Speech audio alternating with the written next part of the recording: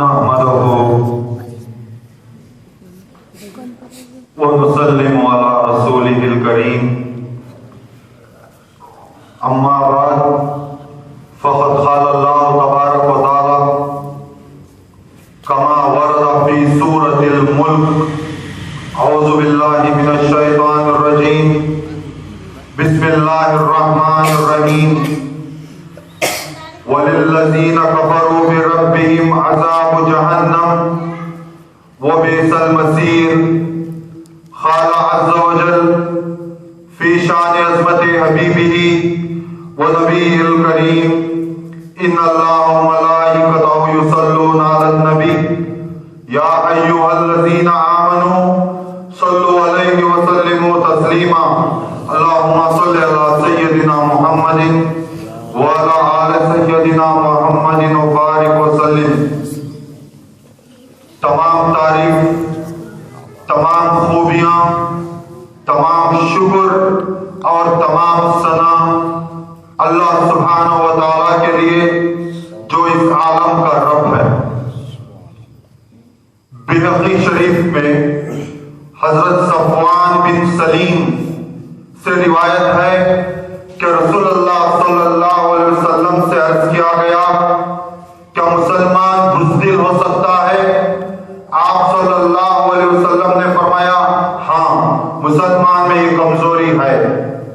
پھر عرض کیا گیا کیا مسلمان بخیل ہو سکتا ہے؟ آپ صلی اللہ علیہ وسلم نے فرمایا ہاں، مسلمان میں یہ کمزوری بھی ہو سکتی ہے. پھر عرض کیا گیا کیا مسلمان کذاب ہو سکتا ہے؟ آپ صلی اللہ علیہ وسلم نے فرمایا نہیں، مسلمان کذاب نہیں ہو سکتا.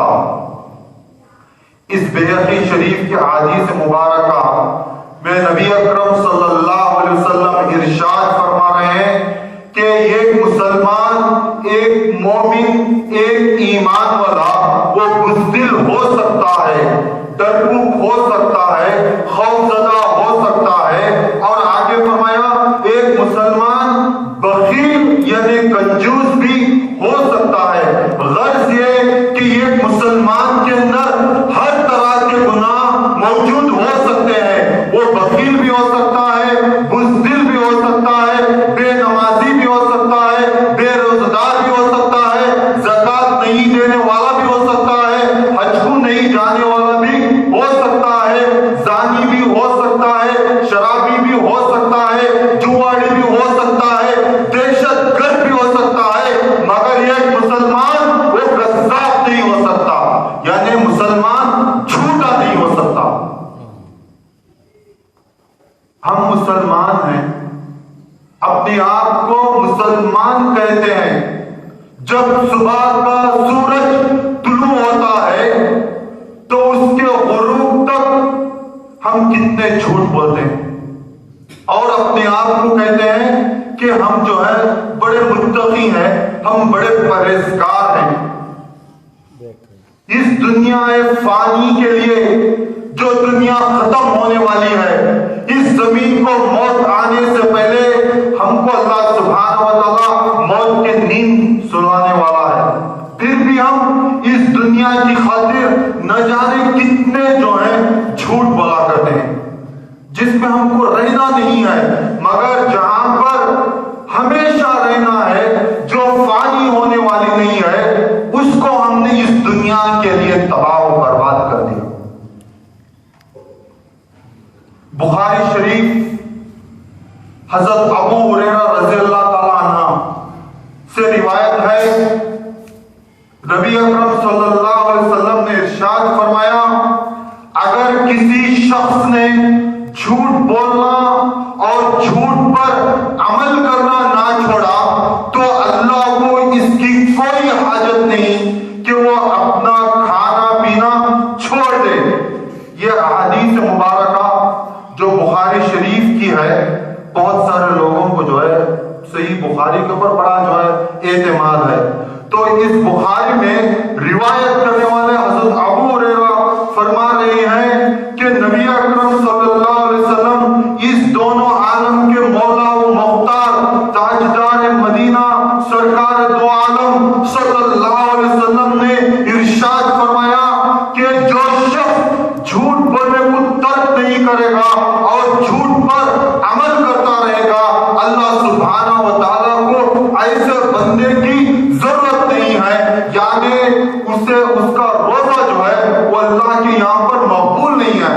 اس لیے اللہ نے، رسول اللہ نے فرمایا اللہ کو اس کی کوئی حاجت نہیں کہ وہ اپنا کھانا پینا چھوڑ دے، یعنی اتنی بڑی جو ہے عبادت روزہ، بعض علماء کے نزدیک جو ہے نماز سے بڑھ کر روزے کی افضلیت ہے۔ بعض علماء ایسے بھی ہیں اس امت کے اندر جو نماز سے بڑھ کر جو روزے کو سمجھتے ہیں، اور ان کے دلیل بھی جو ہے بڑے پختے ہیں، ان کی سندیں بھی جو ہے بڑی پختی اور قوی ہیں۔ اور نبی اکرم یہاں پر ارشاد فرما رہے ہیں کہ ایسے بندے کا بھی روزہ اللہ سبحانہ و تعالیٰ کو مقبول نہیں جو جھوٹ بولنا نہ چھوڑے۔ اگر وہ جھوٹ بولے تو ایسے بندے کی عبادت جو ہے اللہ کو مقبول نہیں ہے، نہ ایسے بندے کو، ایسا بندہ جو ہے اللہ کی اس کو ضرورت ہے۔ مسلم شریف میں حضرت ابو امامہ ایاس بن ثعلبہ حارثی رضی اللہ تعالی عنہ سے روایت ہے کہ رسول اللہ صلی اللہ علیہ وسلم نے ارشاد فرمایا جو شخص اپنی جھوٹی قسم کے ذریعے کسی مسلمان آدمی کا حق لے لے تو اللہ ایسے شخص کے لیے جہنم کو واجب کر دیتا ہے اور جنت اس پر حرام کر دیتا ہے۔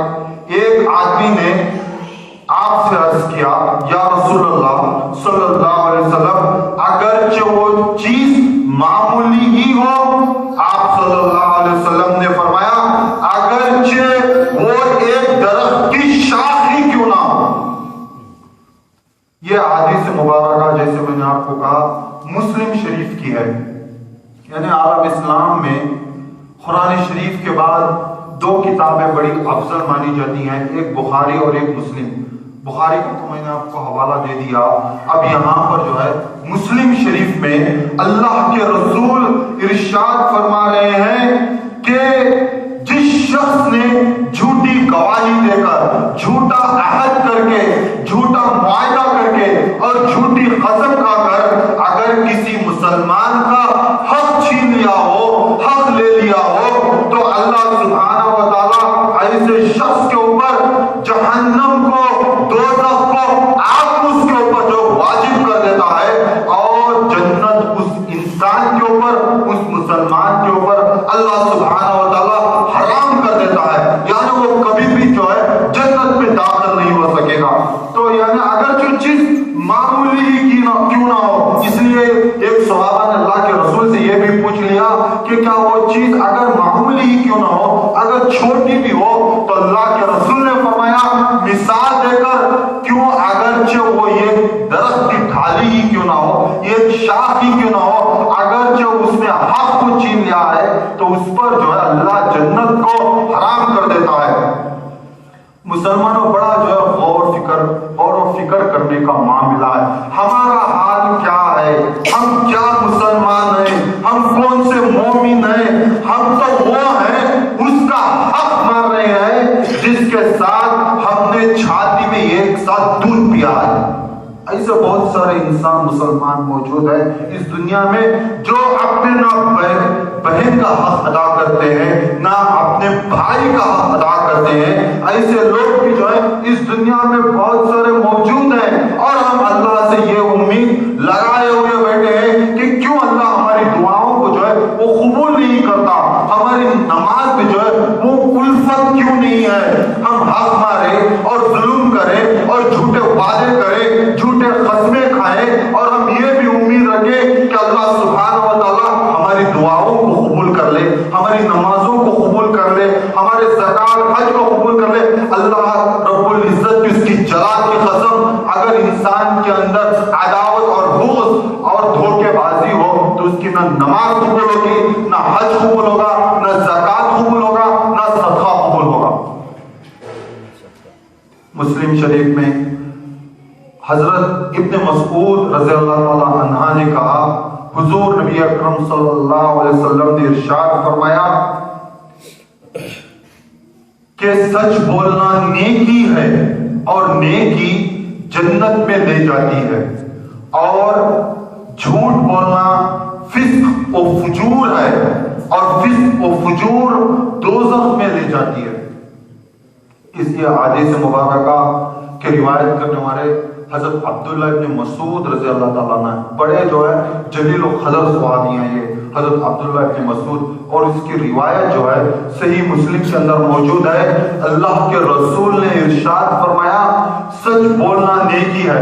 ہمارا جو ہے تصور ہی جو ہے بدل گیا ہے، جیسے زمانہ بدل گیا، ہمارا رہن و سہن جیسے بدل گیا، ایسے ہی دین کے معاملے میں جو ہے ہمارا یہ تصور بھی بدل گیا کہ ہم سمجھتے ہیں کہ صرف نماز پڑھنا وہ نیکی ہے، یا روزہ رکھنا وہ نیکی ہے، حج کرنا نیکی ہے، زکات دینا نیکی ہے، کھانا کھلانا نیکی ہے، مگر اسلام کے اندر سچ بولنا ایک بہت بڑی نیکی ہے۔ اس لیے اللہ کے رسول نے فرمایا نیکی کہتے رہو اور جنت کو حاصل کر لو۔ اور آگے ارشاد فرمایا جس نے جھوٹ کہا، جس نے جھوٹ بولا، اس نے فسق و فجور کیا۔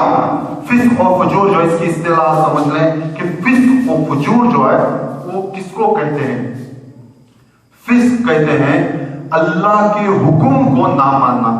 جیسے کوئی انسان ہے اگر نماز نہ پڑھے، کوئی بھی وجہ ہو، تو اسے کہتے ہیں اللہ کے حکم کو اس نے نہیں مانا تو اس نے فسق کیا اور یہ بہت بڑا گناہ ہے۔ فجور جو ہے اس کو کہتے ہیں جس نے اللہ کے حکم کو ہی نہ مانا ہو، جس نے پہلے میں نے جیسے کہا کہ اللہ کے حکم پر نہ چلنا یہ فسق ہے، اور اللہ کے حکم کو نہ ماننا یہ فجور ہے۔ اور یہ دونوں جیسے مثال کے طور پر فجور کے لیے اگر کسی نے یہ کہا کہ نماز جو فرض ہے اس کا پڑھنا کوئی ضروری نہیں ہے، اس کے لیے نماز با جماعت ادا کرنا، امام کے پیچھے پڑھنا، تکبیر کہنا، تحریمہ کہنا، یہ سب چیزیں جو ہے ضروری نہیں ہے، تو اصطلاح کے لیے مفتی جو رہتے ہیں، جو اس امت کے جو فقیہ جو ہیں وہ بیان کرتے ہیں اس نے فجور کیا، اور فجور جو ہے وہ فسق سے بڑھ کر گناہ ہے، اور یہ گناہ کبیرہ میں شامل ہے۔ اللہ کے رسول نے یہاں پر ارشاد فرمایا جس نے جھوٹ بولا اس نے فسق بھی کیا اور اس نے فجور بھی کیا، اور اس کا ٹھکانہ جو ہے وہ جہنم میں ہے۔ آج قرآن مجید کی جو ہے 12 سے لے کر 18 تک تلاوت کی گئی ہے سورہ توبہ کی۔ بسم اللہ الرحمن الرحیم۔ اور اگر وہ اپنے عہد کے بعد اپنی قسمیں توڑ دیں اور تمہارے دین میں طعنہ زنی کریں تو تم کفر کے سرغنوں سے جنگ کرو۔ اللہ سبحانہ و تعالیٰ یہاں پر بیان کر رہا ہے جو کافر اور جو مشرکین نے تم سے عہد کو توڑ دیا ہے، جنہوں نے تمہارے ساتھ قسمیں کھا کر، وعدے کر کے، معاہدے کر کے، یعنی اگریمنٹ کر کے جو توڑ دیا ہے، اور اس دین اسلام میں جو طعنہ زنی کر رہے ہیں، اس کے اندر بدگمانیاں جو پیدا کر رہے ہیں، ان کافروں کے اماموں کے ساتھ جنگ کرو۔ میں کیوں کہہ رہا ہوں اماموں کے ساتھ؟ یہاں پر جو اللہ سبحانہ و تعالیٰ نے لفظ استعمال کرے ہیں وہ یہ ہے ائمۃ الکافرین۔ ائمہ جو ہے امام کی جمع ہے۔ ہم کہتے ہیں امام، اگر یہ ہوگا تو امام ہے، اگرچہ یہ سے زیادہ ہے تو ان کو کہتے ہیں ائمہ، ائمہ کرام جیسا آپ سنتے آ رہے ہیں۔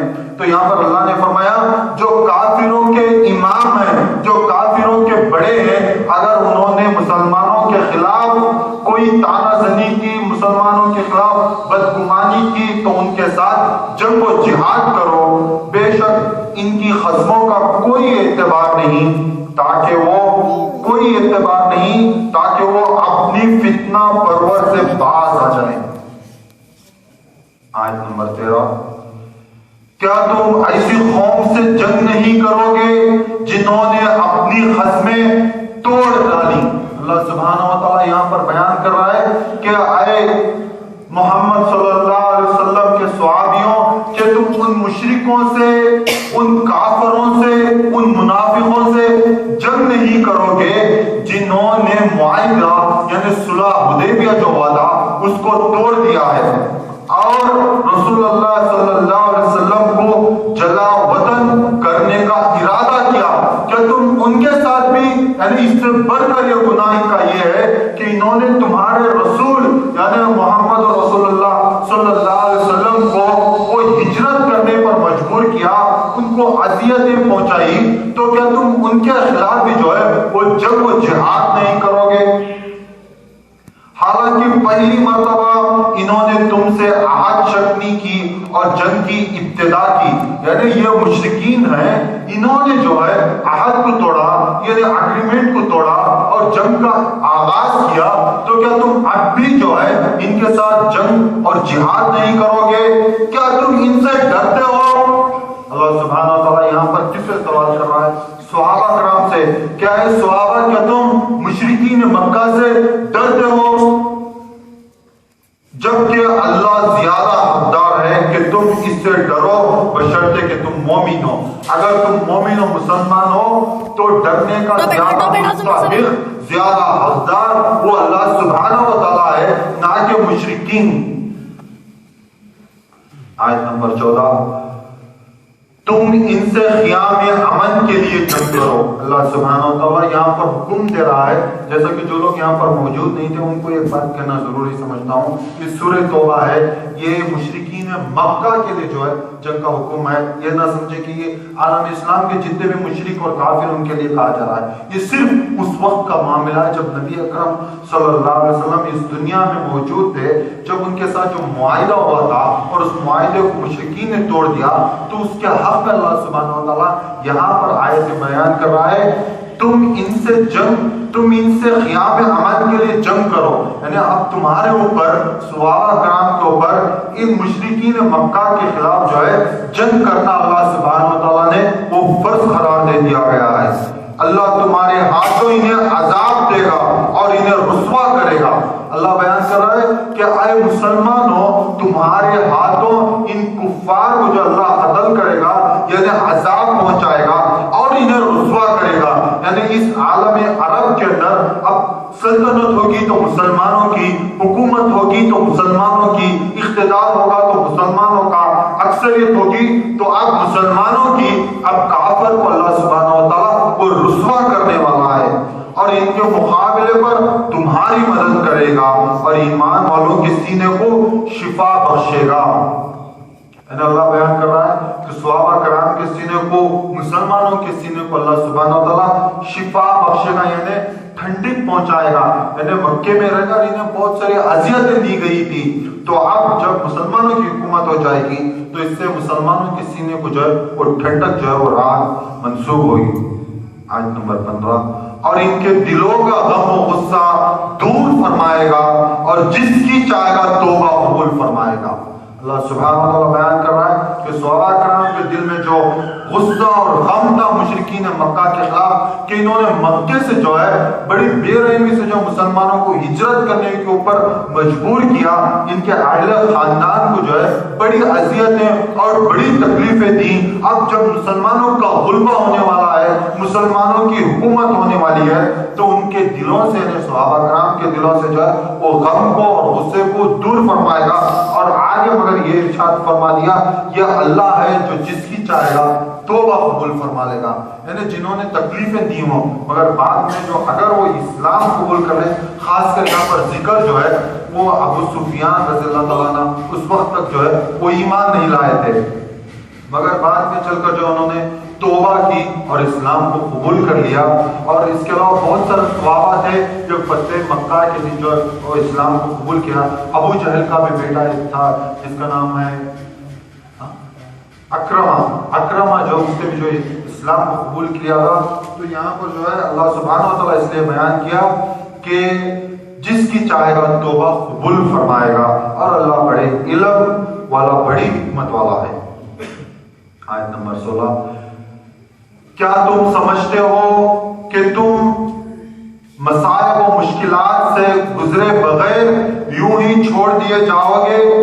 حالانکہ ابھی اللہ نے ایسے لوگوں کو متميز نہیں فرمایا ہے جنہوں نے تم میں سے جہاد کیا ہے۔ یہ آیت جب سے ہم نے قرآن کا درس شروع کیا ہے، 3 بار جو ہے اسی آیت کا جو مضمون اللہ سبحانہ و تعالیٰ بیان کر رہا ہے۔ ایک بار جو ہے سورہ بقرہ میں آیت نمبر 214 اور سورہ آل عمران کی جو ہے آیت نمبر 140 پر 2 اور یہاں پر 16، یعنی آپ اگر جمع کریں گے تو وہی مضمون ہے اور وہی آیتیں ہیں. جیسا کہ میں نے کہا سورہ بقرہ کی آیت نمبر 214 یعنی 4 بھی 2 6 بھی 1 7 ہوئے، اور سورہ آل عمران کی جو ہے آیت نمبر 142 4 بھی 2 6 بھی 1 7، اور یہاں پر آیت نمبر 16 یعنی 6 بھی 1 7، یعنی تینوں آیتیں الگ الگ صورتوں میں نازل ہوئی ہیں. یہ قرآن کا جو بڑا اعجاز ہے، یعنی یہ ایسی کتاب ہے جو لوگ موجود تھے جب میں نے کہا قرآن اور حساب، جب میں نے آپ کو سنایا تو یہاں پر اور ایک بات آپ کے سامنے رکھ دی کہ بڑا عجیب معاملہ قرآن کا کہ روئے زمین کے اوپر ایسی کوئی کتاب نہیں جو میتھس کے ساتھ یعنی حساب کے لحاظ سے جو ہے وہ یہ پروف کر سکیں کہ یہ اللہ کی کتاب ہے سوائے قرآن مجید کی. اس لیے میں نے کہا وہی مضمون ہے، وہی اصطلاح ہے، مگر الگ الگ صورتوں میں آئی. اگر آپ جمع کریں گے تو بن جائیں گے 7. اللہ کے سوا اور اس کے رسول صلی اللہ علیہ وسلم کے سوا اور اہل ایمان کے سوا کسی کو محرم راز نہیں بنایا، اور اللہ ان کاموں سے خوب آگاہ ہے جو تم کرتے ہیں. آیت نمبر 17 مشرکوں کے لیے یہ روا نہیں کہ وہ اللہ کی مسجد آباد کریں، درحالانکہ کہ وہ خود اپنے کفر کے گواہ ہیں. اس آیت کا پس منظر سمجھ لیجئے تو آپ کو یہ آیت سمجھ میں آ جائے گی. اس وقت جو ہے مکہ المکرمہ اللہ کا گھر بیت اللہ جو ہے وہ مشرکین مکہ کے قبضے میں تھا، تو اللہ نے بیان کیا کہ مشرکوں کو، کافروں کو یہ سزاوار نہیں، یہ روا نہیں، نہ وہ اس کے حقدار ہے نہ اس کے اہل ہے کہ وہ اللہ کے گھر یعنی بیت اللہ کو آباد کریں، حالانکہ وہ خود جو ہے اللہ کا انکار کرنے والے ہیں، اللہ کے قرآن کا انکار کرنے والے ہیں اور اللہ کے رسول کا انکار کرنے والے ہیں. تو ان کو یہ کوئی حق نہیں کہ اللہ کے گھر کے اوپر قبضہ جمائے بیٹھے رہیں. ان لوگوں کے تمام اعمال باطل ہو چکے ہیں اور وہ ہمیشہ دوزخ ہی میں رہنے والے ہیں. آخری آیت اللہ کی مسجدیں صرف وہی آباد کر سکتے ہیں جو اللہ پر اور یوم آخرت پر ایمان لایا اور اس نے نماز قائم کی اور زکات ادا کی اور اللہ کے سوا کسی سے نہ ڈرا. اللہ سبحانہ و تعالیٰ یہاں پر ارشاد فرما رہا ہے، بیان کر رہا ہے کہ اللہ کے گھر کو، اللہ کی مسجدوں کو صرف وہ لوگ تعمیر کرتے ہیں، صرف وہ لوگ آباد کر سکتے ہیں، اور صرف وہ لوگ ذکر کی محفلیں سجاتے ہیں، اور صرف وہ لوگ اس اللہ کے گھر میں علم کا مرکز بنا سکتے ہیں جن کو اللہ کے اوپر پختہ یقین ہے، اور جو لوگ اللہ کے رسول کے اوپر جن کا پختہ یقین ہے، اور جو لوگ یوم آخرت کے اوپر جن کا پختہ یقین ہے، اور جنہوں نے نماز کو قائم کر رکھا ہے، اور جنہوں نے خوشی سے زکات ادا کیا ہے، اور وہ اللہ کے سوا کسی کو نہیں ڈرتے. سو امید ہے کہ یہی لوگ ہدایت پانے والوں میں ہو جائیں گے.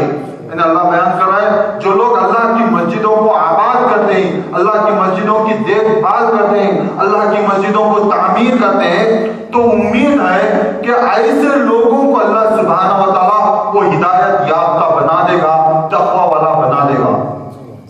احادیث مبارکہ میں اللہ کے رسول صلی اللہ علیہ وسلم بخاری شریف میں ہے کہ حدیث مبارکہ رسول اللہ نے ارشاد فرمایا، جس نے دنیا میں رہ کر اللہ کی مسجد تعمیر کی، اللہ سبحانہ و تعالیٰ اس کے لیے جنت میں ایک محل تعمیر کرے گا.